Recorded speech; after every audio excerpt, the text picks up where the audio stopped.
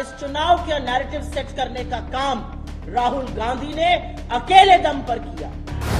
इस देश के प्रधानमंत्री ने कहा, मैं बायोलॉजिकल ही नहीं हूं, मैं ईश्वर का दूत हूं, मेरे अंदर दैवीय शक्ति है।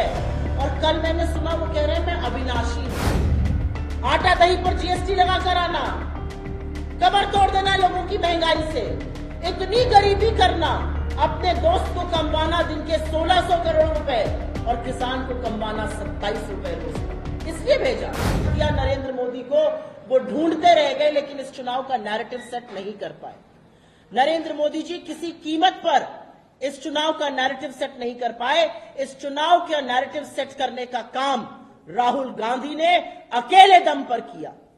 उन्होंने तय किया कि हम रोजगार की बात करेंगे, हम महंगाई कम करने की बात करेंगे, हम गरीबी कम करने की बात करेंगे, हम गरीबों के कल्याण की बात करेंगे, हम गिनती की बात करेंगे। और नरेंद्र मोदी पूरा चुनाव निकल गया, एक नैरेटिव नहीं सेट कर पाए।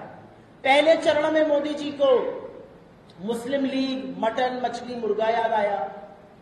ये 48 पन्ने का डॉक्यूमेंट है, इसमें पीडीएफ देख लीजिए और कंट्रोल F करके अगर आप मुस्लिम शब्द ढूंढ दीजिए तो प्रेस वार्ता यहीं पे बंद कर दूंगी। दूसरा चरण आते आते मोदी जी औरतों के मंगलसूत्र पर और भैंस पर पहुंच गए।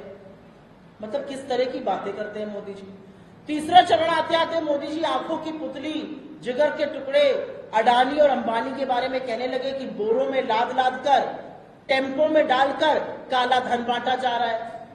भाई टेम्पो को रोकिए, पकड़िए टेम्पो को। कहां है आपका ईडी, कहां है आपका सीबीआई, कहां है आपका इनकम टैक्स? क्यों नहीं रोक रहे हैं आप उन टेम्पो को? चौथा चरण आते आते मोदी जी बहकी बहकी बातें करने लगे। चौथा चरण आया तो मोदी जी कहने लगे कांग्रेस आ जाएगी तो वो आपके बैंक खाते बंद कर देगी, आपका पैसा ले लेगी। कांग्रेस आ जाएगी तो वो टोटी लेके चली जाएगी, नल की टोटी। मतलब क्या हो गया इस देश के प्रधानमंत्री को? और इतना मजाक बन रहा है। कांग्रेस आ जाएगी तो क्या मटर पनीर की सब्जी से पनीर ले लेगी? कांग्रेस आ जाएगी तो क्या आपका पासवर्ड चेंज कर देगी? कांग्रेस आ जाएगी तो क्या आपका नेटफ्लिक्स का पासवर्ड लेके भाग जाएगी? कांग्रेस आ जाएगी तो आपके बच्चे के टिफिन में से एक सैंडविच ले लेगी? क्या हो गया है मोदी जी को? ये किस तरह की बातें कर रहे हैं? और उसके बाद जब कुछ नहीं चला तो नरेंद्र मोदी जी ने अपने आप को नॉन बायोलॉजिकल घोषित कर दिया। इस देश के प्रधानमंत्री ने कहा, मैं बायोलॉजिकल ही नहीं हूं, मैं ईश्वर का दूत हूं, मेरे अंदर दैवीय शक्ति है। और कल मैंने सुना वो कह रहे हैं मैं अविनाशी हूं।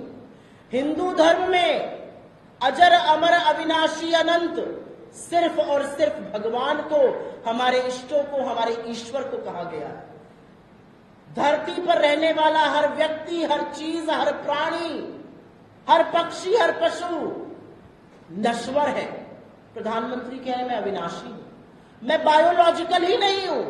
तो जब आप बायोलॉजिकल ही नहीं है तो आपसे क्या आशा की जाए?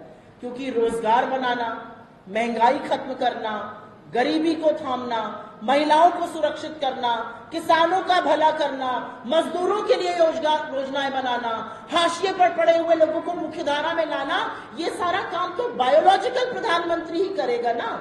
आप तो बायोलॉजिकल ही नहीं है, तो आपसे क्या आशा की जाए? आप तो अपने आप को अविनाशी, ईश्वर का दूत, दैवीय शक्ति वाला घोषित कर रहे हैं। तो आपको ईश्वर ने क्यों भेजा? आप कहते हैं मुझे ईश्वर ने भेजा। क्यों भेजा है? 45 साल सबसे ज्यादा बेरोजगारी करके आना, आटा दही पर जीएसटी लगाकर आना, कमर तोड़ देना लोगों की महंगाई से, इतनी गरीबी करना, अपने दोस्त को कमवाना दिन के 1600 करोड़ रुपए और किसान को कमवाना 27 रुपए रोज का। इसलिए भेजा कि औरतों का रेप हो और आप आरोपियों के साथ खड़े हो। इसलिए भेजा कि किसानों की शहादत हो और आप आंखों पर पट्टी और मुंह में दही जमाए बैठे रहे। इसलिए भेजा कि आप चिलचिलाती धूप में मजदूरों को पैदल चलवा दीजिए। इसलिए भेजा कि एक दलित को यूपी में पीटा जाए क्योंकि वो अपनी मर्जी से वोट डाल रहा है, या एक आदिवासी के ऊपर आपका नेता पेशाब कर रहा है। इसलिए भेजा आपको। क्यों भेजा है आपको? असलियत यह है कि नरेंद्र मोदी अपनी आगामी हार देखकर बुरी तरह से बौखला गए हैं। उनकी मनोस्थिति पर बहुत चिंता का विषय है कि इतने ऊंचे पद पर बैठा हुआ व्यक्ति इस तरह की औनी पौनी बातें कर रहा है। और मुझे इसलिए भी चिंता है क्योंकि उनकी उम्र हो गई है। ये उम्र का तकाजा है या हार का डर है, मुझे नहीं पता, लेकिन मुझे बहुत चिंता है नरेंद्र मोदी जी के स्वास्थ्य की। कोई भी व्यक्ति अपने सही दिमाग में, अपनी सही मनोस्थिति में अपने आप को ईश्वर घोषित नहीं करता है, अपने आप को नॉन बायोलॉजिकल नहीं बताता है। जो तरह के काम मोदी जी कर रहे हैं वो कहीं ना कहीं बड़ी चिंता और गहन चिंता का विषय है। लेकिन जैसा कि मैंने कहा, और मैं इस बात को दोहराना चाहती हूं कि नरेंद्र मोदी जी 10 साल सत्ता चलाने के बाद, 10 साल के बाद मोदी जी नैरेटिव सेट नहीं कर पाए अपने उस मीडिया के दम पर। और मैं आप लोगों से भी थोड़ा कहना चाहती हूं, जो मीडिया दिन भर उनका चरण वंदन करता है, दिन भर टीवी पर, रेडियो पर, अखबार में सिर्फ मोदी है, उसके बाद भी नरेंद्र मोदी जी नैरेटिव सेट नहीं कर पाए। अरे मोदी जी ने तो टीवी चैनल को, एक एक चैनल को उतने इंटरव्यू दे दिए जितने हम प्रवक्ता लोग दिन में साउंड बाइट नहीं देते। एक एक चैनल को 4-4, 5-5 इंटरव्यू दे रहे हैं, फिर भी नैरेटिव सेट नहीं कर पा रहे हैं, क्योंकि नैरेटिव सेटिंग का काम इस बार राहुल गांधी ने किया।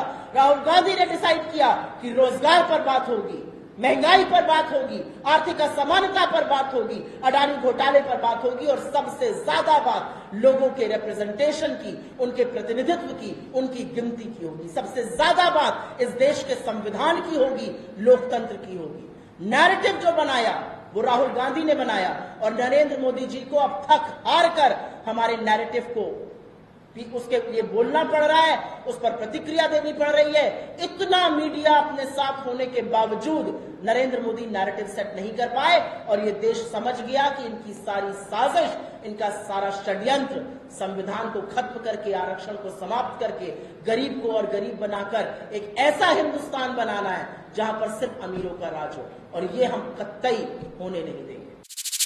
यूपी की हर खबर देखने और उनसे अपडेट रहने के लिए हमारे चैनल श्रेष्ठ यूपी को सब्सक्राइब और लाइक करें। साथ ही बेल आइकन को दबाना ना भूलें, जिससे हमारे हर वीडियो की जानकारी आप तक पहुंचती रहे।